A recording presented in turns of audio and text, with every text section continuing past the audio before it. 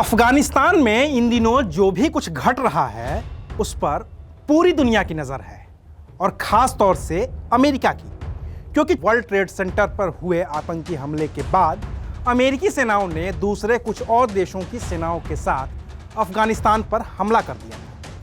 तब अफगानिस्तान पर तालिबान का शासन था और वो तालिबान ही था जो अलकायदा के उस वक्त के मुखिया और वर्ल्ड ट्रेड सेंटर पर हुए आतंकी हमले के मुख्य आरोपी ओसामा बिन लादेन का सपोर्ट कर रहा था। इस जंग को शुरू हुए 20 साल हो गए हैं और अब अमेरिका ने अपनी तरफ से जंग खत्म कर दी है। हजारों की तादाद में अफगानिस्तान में मौजूद अमेरिकी सेनाएं वापस लौट रही हैं और मौके का फायदा उठाते हुए तालिबान फिर से अफगानिस्तान पर अपना कब्जा जमाते जा रहा है और ये एक बड़ा खतरा है, सिर्फ अमेरिका के लिए ही नहीं बल्कि भारत के लिए भी। इसलिए आज बात भारत और अफगानिस्तान के बीच के संबंधों की, जिन पर तालिबान का खतरा मंडरा रहा है।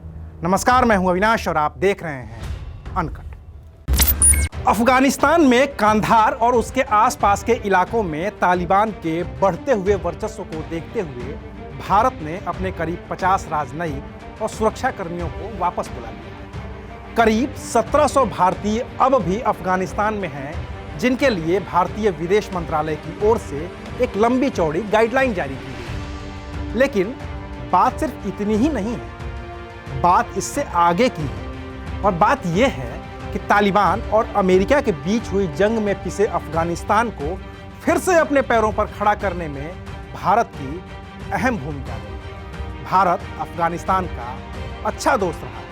भारत ने अफगानिस्तान में सड़कें बनवाई हैं, बांध बनवाए हैं, बिजली ट्रांसमिशन की लाइंस बिछवाई हैं, पावर सब स्टेशंस बनवाए हैं। इसके अलावा कई स्कूल और कॉलेज और अस्पताल भी भारत की ओर से अफगानिस्तान में बनवाए गए हैं। भारत करीब $3 बिलियन यानी कि करीब 23,000 करोड़ रुपए से भी ज़्यादा की सहायता राशि अब तक अफगानिस्तान को दे चुका है। अफगानिस्तान से तालिबान के पांव उखड़ने के बाद साल 2011 से भारत और अफगानिस्तान के रिश्ते और भी बेहतर हुए हैं। तब 4 अक्टूबर को अफगानिस्तान के तब के राष्ट्रपति हामिद करजई भारत आए थे। उस वक्त देश के प्रधानमंत्री हुआ करते थे मनमोहन सिंह। करजई की भारत यात्रा के दौरान सुरक्षा से जुड़े मामलों के साथ ही मिनरल्स, ऑयल और गैस पर साझेदारी के लिए 3 समझौते किए गए थे। इससे एक कदम और आगे बढ़ते हुए भारत और अफगानिस्तान के बीच जून 2017 में नई दिल्ली के साथ काबुल और कंधार के बीच एयर कार्गो कॉरिडोर बनाने की बात हुई। अब हालात ये हैं कि दोनों देशों के बीच करीब $1 बिलियन यानी कि करीब 7,500 करोड़ रुपए का कारोबार है। खुद विदेश मंत्री एस जयशंकर ने नवंबर 2020 में जेनेवा में हुई अफगानिस्तान कॉन्फ्रेंस में ये बात कही थी कि अफगानिस्तान के 34 प्रांतों में भारत के कुल 400 प्रोजेक्ट चल रहे हैं। अफगानिस्तान के हेरात प्रांत में बना सलमा बांध अफगान भारत दोस्ती बांध के तौर पर जाना जाता है। भारत के बॉर्डर रोड ऑर्गेनाइजेशन यानी कि BRO ने अफगानिस्तान में 218 किलोमीटर लंबा जरंग डेलाराम हाईवे बनाया है। ये हाईवे भारत के लिहाज से भी बेहद महत्वपूर्ण है, क्योंकि हाईवे अफगानिस्तान ईरान बॉर्डर से लगा हुआ है। पाकिस्तान हमेशा भारत से लड़ते रहता है।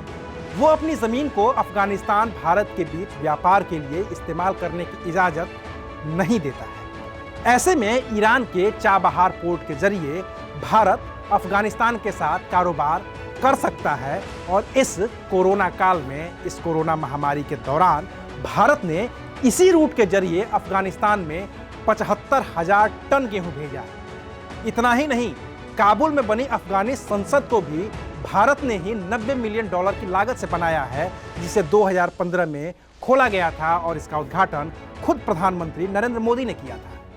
रही बात कारोबार की, तो अफगानिस्तान भारत को खास तौर से फ्रेश और ड्राई फ्रूट्स भेजता है। भारत भी अफगानिस्तान को फार्मास्यूटिकल्स, मेडिकल इक्विपमेंट्स, कंप्यूटर और उससे जुड़े इक्विपमेंट्स, इसके अलावा सीमेंट और चीनी जैसी चीज़ें भेजता है।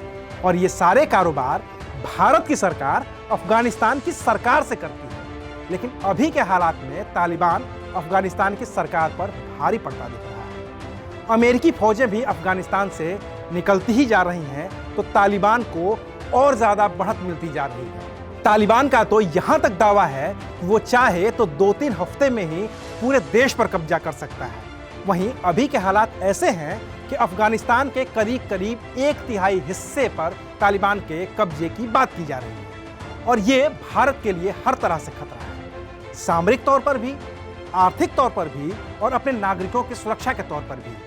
ये खतरा तब और बड़ा हो जाता है जब तालिबान का एक धड़ा पाकिस्तान में भी अपने समर्थक जुटाने लगता है। और नई दिल्ली में अफगानिस्तानी राजदूत फरीद मामूनदजई कहते हैं कि तालिबान के साथ अब 21 बड़े आतंकी संगठन काम करने लगे हैं। इनमें अलकायदा भी है, इनमें जैश-ए-मोहम्मद भी है, इनमें तमाम वो दूसरे बड़े आतंकी संगठन हैं जिन्होंने कभी न कभी भारत पर किसी न किसी तरह से हमला किया है।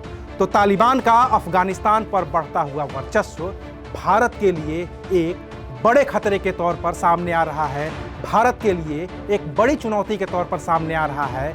और इससे भारत कैसे उभरेगा, कैसे वो तालिबान को जवाब दे पाएगा, अफगानिस्तान को कैसे वो सपोर्ट कर पाएगा, ये आने वाले दिनों में देखने को मिलेगा। तब तक आप देखते रहिए अनकट। शुक्रिया।